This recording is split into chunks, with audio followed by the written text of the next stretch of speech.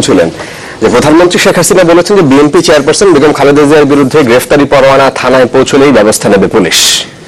আজকে বিকেলে জাতীয় সংসদে প্রশ্নোত্তর পর্বে এই কথা বলেছেন তিনি। সংসদে প্রধানমন্ত্রী আরো জানিয়েছেন যে আইন প্রয়োগের মাধ্যমে সহিংসতাকারীদের বিরুদ্ধে ব্যবস্থা নেওয়া হবে।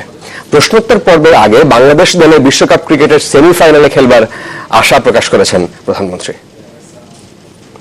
স্পিকার, অধিবেশনের শুরুতেই লক্ষ্মীপুর 1 আসনের সংসদ সদস্য এম এ আউয়াল প্রধানমন্ত্রীর কাছে প্রশ্ন করেন, বিএনপি চেয়ারপারসনকে গ্রেফতারের বিষয়ে কোনো নির্দেশনা দেবেন কিনা। আদালতের নির্দেশ বাস্তবায়নে মাননীয় প্রধানমন্ত্রী আমাদের আইন শৃঙ্খলা বাহিনীকে কোনো নির্দেশনা দিবেন কিনা। উত্তরে প্রধানমন্ত্রী শেখ হাসিনা বলেন, আদালতের আদেশ থানায় পৌঁছানো মাত্রই ব্যবস্থা নেবে পুলিশ। যে মুহূর্তে এই তল্লাশির আদেশ থানায় পৌঁছাবে সেই মুহূর্তে ওখানে তল্লাশি করা হবে এবং ওনার ওয়ারেন্ট যখনই পৌঁছাবে তখনই তার গ্রেপ্তারের ব্যবস্থা করা হবে। এরপরই সংসদ নেতার কাছে প্রশ্ন আসে, দেশ জুড়ে চলা সাম্প্রতিক সহিংসতার সাথে জড়িতদের বিচারে বিশেষ ট্রাইব্যুনাল গঠন করা হবে কিনা। তাদেরকে অনতিবিলম্বে বিচারের জন্য স্পেশাল ট্রাইব্যুনাল করে এদের বিবাদ বিচারের ব্যবস্থা করা যায় কিনা। প্রধানমন্ত্রীর সাফ জবাব, দেশের বিদ্যমান আইন ও আদালতেই তাদের বিচার হবে। মাননীয় স্পিকার, আমাদের দেশে আসলে আইনের কোনো অভাব নেই, আর তাছাড়া ট্রাইব্যুনালও গঠন করা আছে। কেউই আইনের ঊর্ধ্বে না। এতগুলি মানুষের জীবন নিয়ে যারা ছিনিমিনি খেলেছে অবশ্যই তাদের বিচারের আওতায় আনা হবে। প্রধানমন্ত্রীর জন্য নির্ধারিত প্রশ্ন শেষে সংসদ সদস্যরা নিজেদের নির্বাচনী এলাকার বিভিন্ন সমস্যা তুলে ধরেন। সেসব প্রশ্নের উত্তর দেন সংশ্লিষ্ট মন্ত্রণালয়ের মন্ত্রীরা। জন্য মুলতবি করা হলো। নাহিদ হোসেন, চ্যানেল 24, ঢাকা। বিএনপির যুগ্ম মহাসচিব সালাউদ্দিন আহমেদকে গত রাতে রাজধানীর উত্তরার একটি বাসা থেকে আইন শৃঙ্খলা বাহিনীর সদস্যরা তুলে নিয়ে গেছে। গণমাধ্যমে পাঠানো এক বিবৃতিতে অভিযোগ করেছেন দলের স্থায়ী কমিটির সদস্য নজরুল ইসলাম খান। বিবৃতিতে বলা হয়েছে, এখন পর্যন্ত তাকে আদালতে হাজির করা হয়নি, এমনকি প্রকাশ হয়নি গ্রেফতারের কথাও। এই ঘটনার নিন্দা জানিয়ে সালাউদ্দিন আহমেদ সহ দলের অন্যান্য নেতাকর্মীদের অবিলম্বে মুক্তির দাবি করেছে বিএনপি। দলটির ভারপ্রাপ্ত মহাসচিব মির্জা ফখরুল ইসলাম আলমগীর এবং যুগ্ম মহাসচিব রুহুল কবির রিজভী আহমেদ গ্রেপ্তার হওয়ার পর থেকেই বিএনপির মুখপাত্র হিসেবে দায়িত্ব পালন করছিলেন সালাউদ্দিন আহমেদ। আপনারা সম্ভবত জানেন যে লিবিয়ায় অপহৃত 2 বাংলাদেশিকে আন্তর্জাতিক জঙ্গি সংগঠন আইএস অপহরণ করেছে। শুরুতে এমন তথ্য দিয়েছিল পররাষ্ট্র মন্ত্রণালয়, কিন্তু পররাষ্ট্র প্রতিমন্ত্রী শাহরিয়ার আলম আজকে জানিয়েছেন যে তাদেরকে আইএসই অপহরণ করেছে কিনা সেটা এখনো পরিষ্কার নয়। তিনি বলেছেন যে অপহৃতদের মুক্তি দিতে এখনো পর্যন্ত কোনো ধরনের শর্ত কিংবা মুক্তিপণ দাবি করেনি অপহরণকারীরা, তবে সরকার পরিস্থিতি পর্যবেক্ষণ করছে। লিবিয়ায় কর্মরত অন্যান্য বাংলাদেশিরা ঝুঁকির মধ্যে থাকলে তাদেরকে দেশে ফিরিয়ে আনার ব্যবস্থা করা হবে বলে জানিয়েছেন তিনি। গেল শুক্রবার লিবিয়ার সিট শহরের দক্ষিণে আল ঘানিতেল ক্ষেত্রে হামলা চালিয়ে হেলাল উদ্দিন নামে এক বাংলাদেশি সহ 9 জনকে অপহরণ করে আইএস জঙ্গিরা। সোমবার এ খবর নিশ্চিত করে পররাষ্ট্র মন্ত্রণালয়। পরদিন মঙ্গলবার খবর আসে ওই ঘটনায় আনোয়ার হোসেন নামে আরো এক বাংলাদেশি অপহরণের।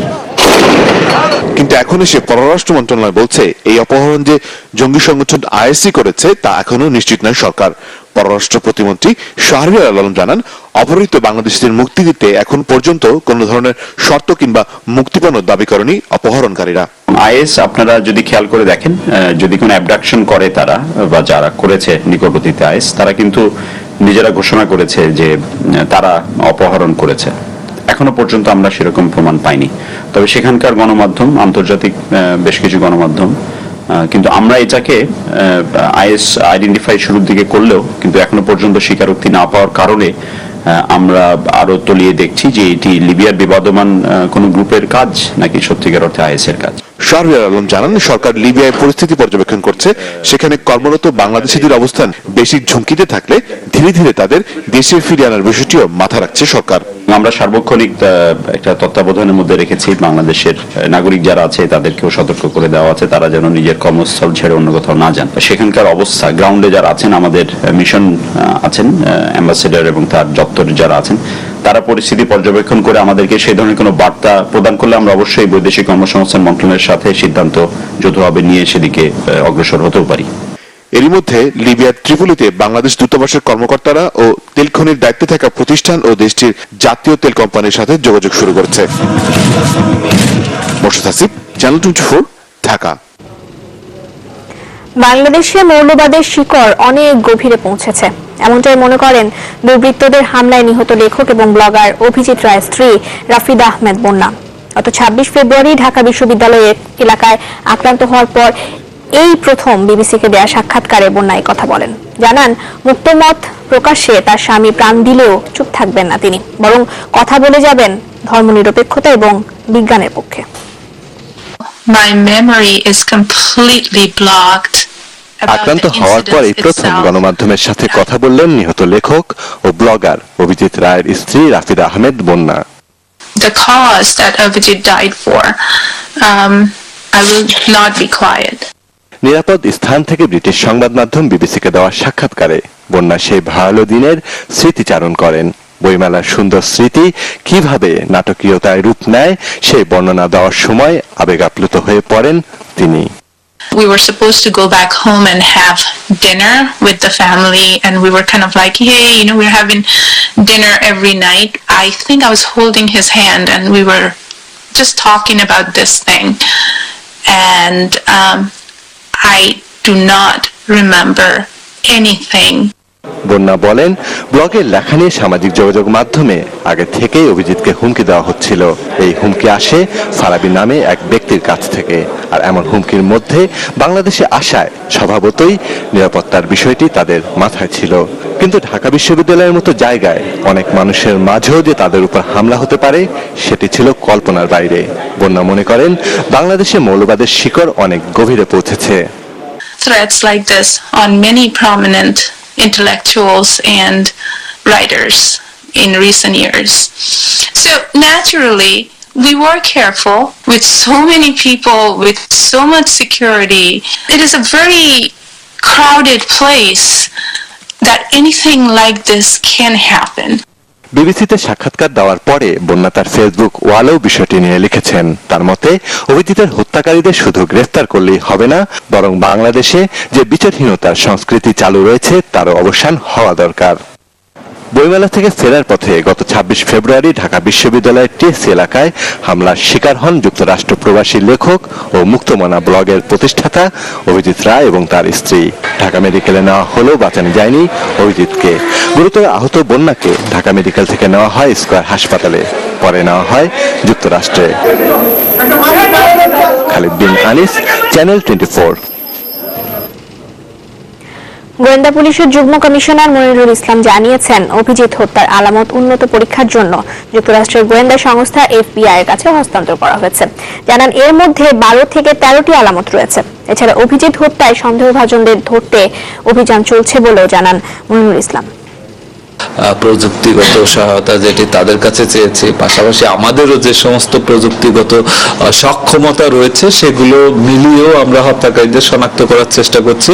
সেই ক্ষেত্রে হত্যাকারীদেরকে গ্রেপ্তার করা গেলে হয়তো তখন এটার ম্যাচিং করে আরো নিশ্চিত হওয়া যাবে তাদের ইনভলভমেন্ট সম্পর্কে। ঢাকা সিটি কর্পোরেশন নির্বাচন নিয়ে ব্যাপক তোড়জোড় শুরু হলেও এখনো ঘোষণা হয়নি তফসিল। তবে থেমে নেই সম্ভাব্য প্রার্থীরা। মেয়র কিংবা কাউন্সিলর পদে নিজেদের প্রার্থী দাবি করে বিলবোর্ড, ব্যানার, ফেস্টুন ছাপিয়ে আশীর্বাদ চাইছেন নগরবাসীর কাছে। সেই সাথে দলীয় সমর্থনও চাইছেন কেউ কেউ। নির্বাচনী বিধিমালা অনুযায়ী এই ধরনের প্রচার আইনের লঙ্ঘন, তাই এর বিরুদ্ধে ব্যবস্থা নেওয়ার ইঙ্গিত নির্বাচন কমিশনের। আহসান হিমালয়ের রিপোর্ট। হঠাৎ করে বিভক্ত ঢাকার 2 সিটি কর্পোরেশন নির্বাচন নিয়ে আলোচনা বেশ তুঙ্গে। কয়েকদিন আগে ঢাকার উত্তরে ব্যবসায়ী আনিসুল হক আর দক্ষিণে সাবেক মেয়র হানিফের পুত্র সাইদ খোকনকে মেয়র নির্বাচনের প্রস্তুতি নিতে বলেন প্রধানমন্ত্রী শেখ হাসিনা। মূলত এর পরপরই ঢাকা দক্ষিণ সিটির অনেক জায়গা ছেয়ে গেছে এমন বিশাল বিশাল বিলবোর্ডে, যেখানে সরকারি দল মনোনীত প্রার্থীর প্রচারণার পাশাপাশি মাঠে নেমেছেন সম্ভাব্য অন্য প্রার্থীরাও। তবে সরাসরি ভোট চাওয়ার চাইতে নিজেদের জাহির করার দিকেই তাদের নজর বেশি। তোয়াক্কা করা হচ্ছে না নির্বাচনী আচরণবিধির। জনগণ লাগাচ্ছে, বাধা দেব কাকে, কতজনকে বাধা দেব?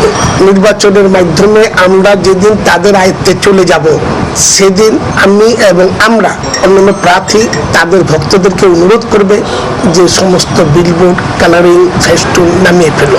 যেহেতু এখনো নির্বাচনের তফসিলটুকু ঘোষণা হয়নি, তারপরও যদি কমিশন কোনো সার্কুলার দেয়, কোনো কিছু বলে, তাহলে আমি অবশ্যই আমার নেতাকর্মী সবাইকে বলবো যেগুলো আইনের মধ্যে থাকা। মহানগর উত্তরে অবশ্য প্রচারণা এতটা ব্যাপক নয়, যদিও গণসংযোগে নেমেছেন কেউ কেউ। 2 সিটি কর্পোরেশনের মেয়র পদে ঠিক কতজন লড়বেন তার পুরো তালিকা নেই এখনো। তবে সম্ভাব্য প্রার্থীদের অনেকেরই আশঙ্কা, আইনের প্রয়োগ নিশ্চিত না হলে বিলবোর্ড আর ব্যানারের এই অসম প্রতিযোগিতা বাড়বে আরো। জনগণ যখন দেখবে যে আমার বিরোধী যে অপোজিশন যে ক্যান্ডিডেট তাদের ব্যাপক প্রচার প্রপাগান্ডা, তখন মানুষ মনে করবে হয়তো আমি পাশ করবো না, আমি যত ভালো লোকই হই আমি পাশ করবো না, তাদের প্রচার প্রপাগান্ডা বেশি, তাকে ভোট দিয়ে দেবে। তো সেইগুলোর ক্ষেত্রে যদি আইন করে এগুলো কঠোরভাবে বন্ধ করা যায় তাহলে কারোই লাগানোর প্রয়োজন পড়ে না। সিটি কর্পোরেশন নির্বাচন বিধিমালা অনুযায়ী প্রার্থীদের পক্ষে এ ধরনের ব্যয়বহুল প্রচারণা সুস্পষ্ট আইনের লঙ্ঘন। রঙিন পোস্টার কিংবা ব্যানার, বিলবোর্ড ছাপিয়ে এ ধরনের প্রচারণায় যারা নেমেছেন, প্রার্থী হলে তাদের বিরুদ্ধে ব্যবস্থা নেওয়ার ইঙ্গিত মিলেছে এই নির্বাচন কমিশনারের বক্তব্যে। আইনসঙ্গতভাবে নির্বাচন যেদিন হবে তার 21 দিন আগ থেকে আরম্ভ করতে হবে। এর আগে করাটা দেয়নি। যারা নির্বাচনে দাঁড়াবে তারা যদি আগে থেকে প্রচারণার চেষ্টা করে, এগুলো আমরা বিবেচনা রাখবো। যদি বাড়াবাড়ি বেশি হয় সেক্ষেত্রে আমরা তাদের প্রার্থিতা সম্পর্কেও চিন্তা করব। এর আগে 2012 সালে আইন অমান্য করে ডিসিসি নির্বাচনের সম্ভাব্য প্রার্থীরা প্রচারণা শুরু করলে তা অপসারণের নির্দেশ দিয়েছিল হাইকোর্ট। আহসান হিমেল, চ্যানেল 24, ঢাকা। এদিকে জেলে থাকুন কিংবা জেলের বাইরে থাকুন, ঢাকা উত্তর সিটি কর্পোরেশন নির্বাচনে প্রার্থী হবেন নাগরিক ঐক্যের আহ্বায়ক মাহমুদুর রহমান মান্না। আজকে বিকেলে জাতীয় প্রেস ক্লাবে মান্নার মুক্তির দাবিতে আয়োজিত সমাবেশে এই কথা জানিয়েছেন দলটির উপদেষ্টা SM আকরাম। বক্তারা অভিযোগ করেছেন যে আসন্ন সিটি নির্বাচন থেকে দূরে রাখতেই তাকে আটক করা হয়েছে। প্রথমে ফোনালাপ প্রকাশ, এরপর আটক, বর্তমানে রিমান্ডে। নাগরিক ঐক্যের আহ্বায়ক মাহমুদুর রহমান মান্নার মুক্তির দাবিতে জাতীয় প্রেস ক্লাবে এই সমাবেশ। সরকারের যৌক্তিক সমালোচনা ও আসন্ন সিটি কর্পোরেশন নির্বাচনে অংশ নিতে না পারা, এসব উদ্দেশ্যে মাহমুদুর রহমান মান্নাকে আটক করা হয়েছে দাবি করেন বক্তারা। বেশি দিন রাখতে পারবে না, কারণ জনগণ এই সরকারের পক্ষে নাই।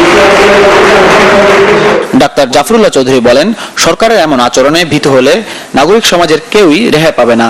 আসলে আব্দুল রবের কি হয়েছে? মারা গেছে, জ্বর হয়েছে, অসুখ হয়েছে, তার ভিতরে এখানে আসা উচিত ছিল। এত ভীত সন্ত্রস্ত হলে আমাদের সবাই কেউ আমরা রেহাই পাবো না। যার সাথে ফোনালাপ হয়েছিল সেই অজ্ঞাত ব্যক্তিকে আটকের দাবি জানান অধ্যাপক আসিফ নজরুল। অজ্ঞাতনামা ব্যক্তির ব্যাপারে সরকারের আগ্রহ নাই কেন? যে অফার দেয় আপনার সাথে সামরিক বাহিনী জেনারেলরা দেখা করতে চায়, যে অফার দেয় তার ব্যাপারে গভর্নমেন্টের আগ্রহ নাই কেন? এখানে একটা বিরাট প্রশ্নবোধক চিহ্ন রেখে গেলাম। নাগরিক ঐক্যের উপদেষ্টা SM আকরাম ঢাকা সিটি কর্পোরেশন নির্বাচনে মান্নাকে অংশগ্রহণ ও জয়লাভ করতে সকলের সহযোগিতা চান। মামলা চলবে, চলুন। আর আমি ডক্টর আসিফ নজরুলকে আশ্বাস দিয়ে চাই নাগরিক ঐক্যের পক্ষে, মাহমুদুর রহমান যদি জেলেও তাদের তবু সে নির্বাচন করবেন। মাহমুদুর রহমান মান্না এখন ঢাকা মেডিকেল কলেজ হাসপাতালে CCU-তে চিকিৎসাধীন। তবে গোয়েন্দা পুলিশের দাবি, রিমান্ডে মান্নাকে কোনো ধরনের নির্যাতন করা হচ্ছে না। এদিকে ঢাকা মুখ্য মহানগর হাকিম আদালতে মাহমুদুর রহমান মান্নার রিমান্ড বাতিল ও জামিন আবেদন করেছেন তার আইনজীবী। এ বিষয়ে বৃহস্পতিবার শুনানি হওয়ার কথা রয়েছে। মাহফুজ কামাল, চ্যানেল 24, ঢাকা। শীঘ্রই বাংলাদেশে আসার কোনো সম্ভাবনা নেই, মার্কিন পররাষ্ট্রমন্ত্রী জন কেরি জানিয়েছেন ঢাকার মার্কিন রাষ্ট্রদূত মার্শা বার্নিকেট। সন্ধ্যায় পররাষ্ট্র সচিব শহীদুল হকের সাথে পররাষ্ট্র মন্ত্রণালয়ের নিয়মিত বৈঠক শেষে সাংবাদিকদের তিনি একথা জানান। বৈঠকে দুই দেশের স্বার্থ সংশ্লিষ্ট বিভিন্ন বিষয় নিয়েও আলোচনা হয়েছে। আমাদের কাছে মার্কিন পররাষ্ট্রমন্ত্রীর বাংলাদেশ সফরের কোনো তথ্য নেই। আমরা যখন তার সফর সম্পর্কে জানবো তখন আপনাদের জানাবো।